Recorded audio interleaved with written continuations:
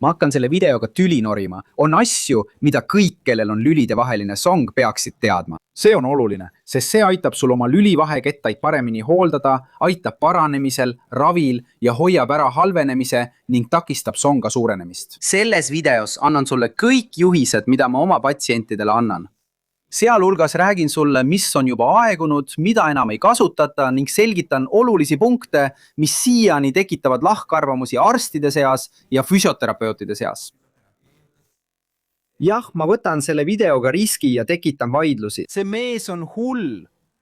See video on jagatud peatükkideks. Sa võid hüpata edasi või tagasi ükskõik millisesse ossa, kuhu soovid. Kas sobib? Alustame neist kõige ilmsematest juhistest, mida peaaegu kõik teavad. Aga oluline on neist rääkida, sest alati on keegi, keda on valesti juhendatud. Sa peaksid päeva jooksul palju vett jooma. Hüdreerimine on oluline, sest meie lülisamba kettad toimivad nagu käsn. Kui me ei suru lülivahekettaid kokku, kui me lamame ja puhkame, siis kettad imavad endasse ümbritsevat vett. Need püsivad hüdreeritud ja vajavad seda vett, et olla terved. Kui me ei joo päeva jooksul piisavalt vett ega hüdreeri end piisavalt, siis kettad ei saa piisavalt niiskust ja haigestuvad kergemini. Ehk siis, ilma veeta on sul rohkem lülide vahelise songa ägenemisi ning suurem võimalus, et see halveneb või suureneb. Ja siis sa küsid minult, doktor Aleksandre Mota, kui palju vett ma peaksin jooma? Kui palju on ideaalne? Siin ei ole mingit maagilist numbrit. Paljud ütlevad, et peaksime jooma 35 millilita vett iga kehakaalu kilogrammi kohta. Ehk siis, kui sa kaalud 100 kilo, peaksid sa jooma 3,5 liitrit vett. Aga minu arvates on palju lihtsam ja praktilisem arendada endale harjumus vett juua. Alati kanna kaasas veepudelit ja võta iga 15 minuti tagant paar lonksu, maksimaalselt iga poole tunni tagant. Võid panna telefoni või kella peale meeldetuletuse. Kui alarm heliseb, jood paar lonksu. Täpselt nii palju, kui end hästi ja mugavalt tunned. Väga lühikese ajaga märkad, et sa ei vaja enam alarmi. Sa hakkad ise tundma vajadust vett juua. Ja see teeb päeva lõpuks uskumatult suure vahe ning mõjutab ka valu sagedust. Sa näed, et hakkad harvemini valu tundma. See on tõsi.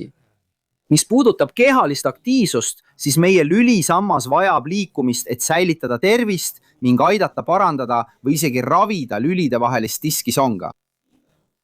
Seega üldine soovitus on, alusta või jätka kehalist aktiivsust, mida sa juba teed hea treeneri juhendamisel. Kui sul on valuhoog, see äge faas, kõige tugevama valufaas, kõige hullem periood, siis on täiesti normaalne mõneks päevaks pausi teha. Aga niipea, kui valu väheneb, naased sa oma jõutreeningu või muu kehalise tegevuse juurde.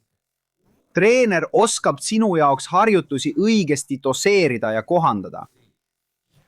Tavaliselt alustame poole väiksema koormusega kui varem ja kui enesetunne paraneb, suurendame koormust turvaliselt. Ära muretse, sa ei kaota poolt oma arengust. Sa tuled tagasi turvaliselt ja näed, et jõuad oma varasemale tasemele palju kiiremini. Nüüd, nende jaoks, kes veel ei tee füüsilist tegevust, on vaja alustada. Ja minult küsitakse alati, doktor Aleksandre Mota, kas kõndimine on hea? Kas ma võin kõndida? Ma palun, et eelistaksite dünaamilisemat füüsilist tegevust, mis lõlmab rohkem liigutusi, eriti selgrooga. Mõtle koos minuga. Meie selgroog vajab liikuvust, liikumist liigestes ja tugevaid lihaseid, et vähendada survet lülivaheketastele.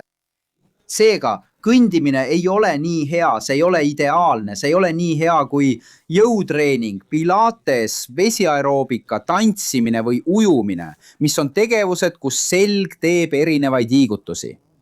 Kui me kõnnime, siis me liigutame vähe. Me teeme peaaegu korduvat liigutust. Aga kui sul ei ole oma linnas võimalust teha füüsilist tegevust, mis oleks hästi juhendatud ja hästi jälgitud, ja kui kõndimine ei tee su seljale haiget, vaid vastupidi, paneb sind end hästi tundma ja muudab selja kergemaks, siis pead sa kõndima. Ja lähme!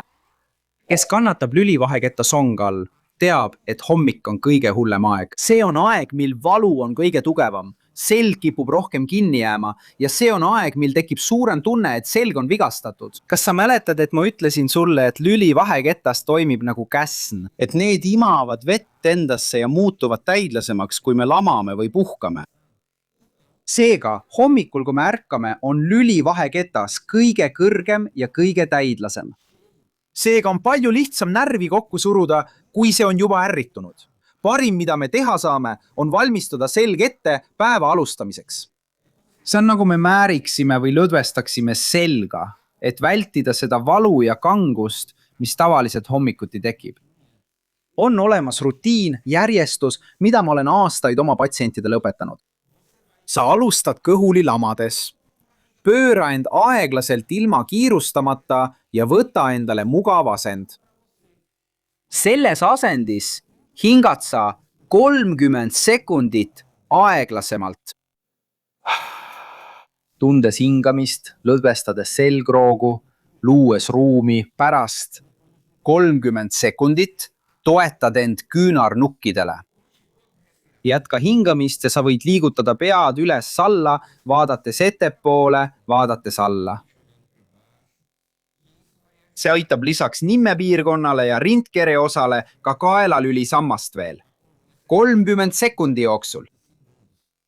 Lõpuks teed sa selle liigutuse. Pane käed õlgade kõrgusele, jalad voodist välja, lõdvesta selg ja siruta käed nii kaugele, kui sulle mugav on. Siruta ja too tagasi.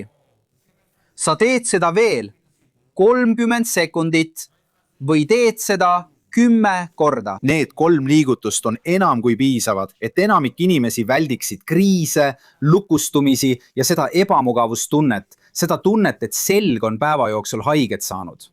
Mulle väga meeldis, siin hakkabki tüli vihta. Tugev selg ei ole see ja nii ei muutu see tugevaks. Tugev selg on selline, millel on tugi ja stabiilsus. Lihased, mis tegelikult meie selga kaitsevad, on palju sügavamal. Need asuvad selgroole palju lähemal. Et oleks selgem, siis need lihased liigutavad selga, need lihased kaitsevad selga ja selle mitteteadmine paneb paljusid inimesi kogema seljavalu kriise, halvendama lülide vahelise ketta songa ja loobuma kehalisest tegevusest. Ja kui sul ei ole head treenerit või head pilatese juhendajat, kes aitaks sul selga tugevdada, siis ma olen juba teinuks mõned videod, kus näitan, kuidas kodus selga tugevdada. See on videote seeria, mille ma jätan siia kaardile ja panen ka kirjeldusse, et sind aidata, eks. Muidugi, varem öeldi, et kellel on lülide vaheline song, ei tohi kanda kingi ega kontsakingi, sest see koormab ala selga. Ja veel vähem tohtis kanda jalanõusid, millel on vähe pehmendust, et kaitsta lülisammast löökide eest. Aga sellel pole eriti mõtet. Esiteks sellepärast, et paljude inimeste jaoks aitab kontsade või kõrgemate kingade kandmine hoida ala selja loomulikku kumerust. Nende inimeste jaoks suurendab madalate jalanõude kandmine valu. Nii et kui sa töötad püsti, oled näiteks müüja ja kui madalad tingad tekitavad sulle rohkem valu, kuidas ma saan sulle öelda, et kanna midagi, mis sulle valu teeb? Nii et sa võid kanda kontsaga või kõrgema tallaga kingi, kui see paneb sind end hästi tundma. Aga mõista, et see on nagu kark. Sa kasutad seda mõnda aega. Kui su selg paraneb, suudad sa kanda madalama tallaga kingi. Ja siis ongi õige aeg kingad välja vahetada. Teiseks, löök aitab tugevdada lülivahekettaid. On palju uuringuid, mis näitavad, et jooksjate lülivahekettaid on palju tugevamad ja tervemad. Lisaks ei anna väga pehme, tugeva polsterdusega jalanõu või toss paljudele inimestele stabiilsustunnet. Mina olen üks neist inimestest. Kui ma kasutan väga pehmet ja pehmendatud jalanõud, tekib tunne, nagu astuksin pilvedel, justkui kõnniksin madratsil. Ja automaatselt hakkab meie keha käituma nii, nagu peaks tasakaalu hoidma. Rüht muutub ja lihaspinge muutub samuti. Nad on valmis tegutsema, valmis igal hetkel reageerima. Seega, pea meeles kuulata oma keha ja otsida jalanõusid, mis panevad sind end hästi tundma, mis vähendavad valu, mida sa tunned. Jalanõud on selleks, et pakkuda sulle mugavust. Nagu ütleb vanasõna, eks igaüks teab, kus king pigistab.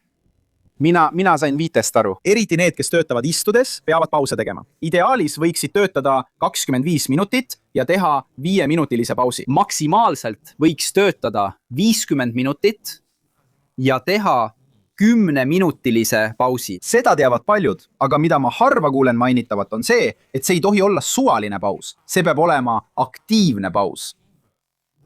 see ei tähenda, et sa tõused arvuti tagant ja istud diivanile. Pausi ajal tõuse püsti, liigu ringi, täida veepudel ja tee need 2 harjutust. Seistes pane käed selja taha, alaselja kõrgusele. Soovitavalt peaksid sõrmed üksteist puudutama. Ilma põlvi kõverdamata kalluta end tahapoole, kuni tunned, et venitad mõnusalt selgroo eesmist osa. Liigud ette ja tagasi.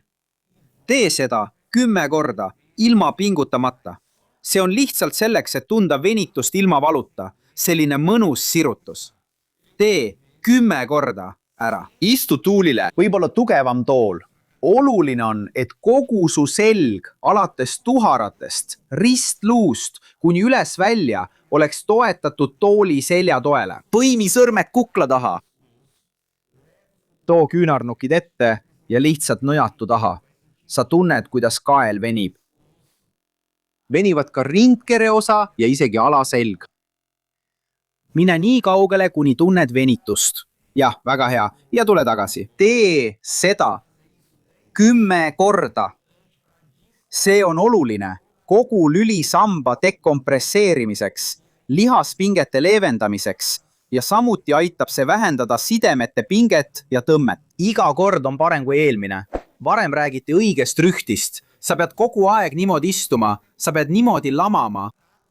Sa pead niimoodi istuma, niimoodi tõusma. Aga mida ma kõige rohkem kuulen inimesi ütlemas, on doktor Aleksandre Mota, kui ma istun niimoodi, siis hakkabki valu pihta. Või siis doktor Aleksandre Mota, kui ma niimoodi laman, ei suuda ma magada. Või siis ma isegi proovin niimoodi istuda, niimoodi tõusta, aga kui ma teen seda niimoodi, siis mu selg jääb kinni.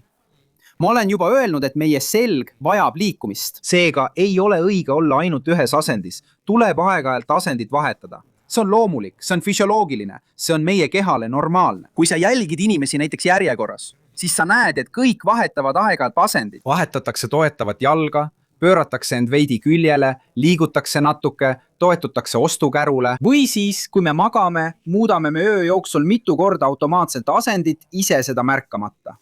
Nii et siin on reegel. Istudes teed sa väikeseid liigutusi, istud veidi rohkem ettepoole või veidi rohkem tahapoole, paned jalad risti või võtad need ristist lahti. Toetad küünarnukki või mõlemad küünarnukid lauale.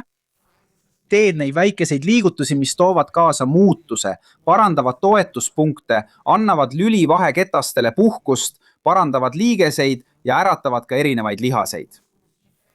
See aitab päeva lõpus valu vähendada. Kui heidad pikali või tõused üles, tee seda nii, nagu sulle kõige vähem haiget teeb. Kuigi küljele keeramine, jalad voodist välja panemine, aeglaselt istumine ja käte abil tõusmine toimib enamiku inimeste jaoks.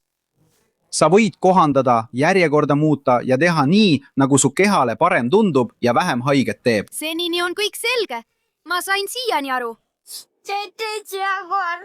Veel üks asi, mida paljud valesti õpetavad, on magamisasend.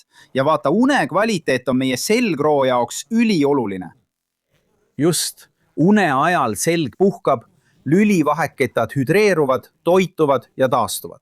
Ja siis tulevad need vananenud nõuanded.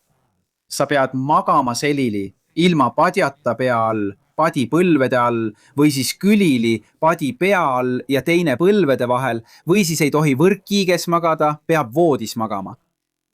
Seda räägiti ainult selgroo asendit silmas pidades, just kui peaksid magama sirge seljaga.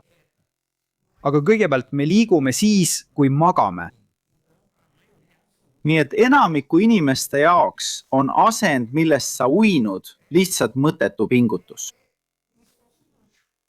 Sest kui sa magama jääd, siis sa vahetad asendit. Teiseks, meie jaoks on kõige olulisem une kvaliteet. Meie selgroo jaoks on tähtis une kvaliteet. Seega, tähtis on see, hoolitse selle eest, et magaksid endale kõige mugavamas asendis, olgu see siis voodis või võrkkiiges. Hoolitse selle eest, et magaksid nii, et uinuksid kiiremini. uni oleks sügavam, ärkaksid öö jooksul vähem ja ärkaksid hommikul puhanuna ning energilisena. Väga oluline nõuanne, eriti neile, kellel on lülidevaheline song. Võta enne magama minekut 2 minutit, et teha mõned harjutused, mis aitavad vabastada kogu päeva jooksul kogunenud pinge selgroost. See aitab sul kiiremini uinuda, aitab sul sügavamalt magada ja võib-olla ärkad isegi ilma valuta. Ma näitan, kuidas seda teha selles videos siin. Lihtsalt klõpsa siin ekraanil. Ja kui ma saan sind täna aidata, kui sa õpid midagi uut, jaga seda videot kellegagi, kellel on lülidevaheline song. See on kõik, mida ma sinult palun. Aita sellel videol jõuda nendeni, kes seda vajavad. Mina lõpetan praegu, suur kallistus ja järgmise korrani.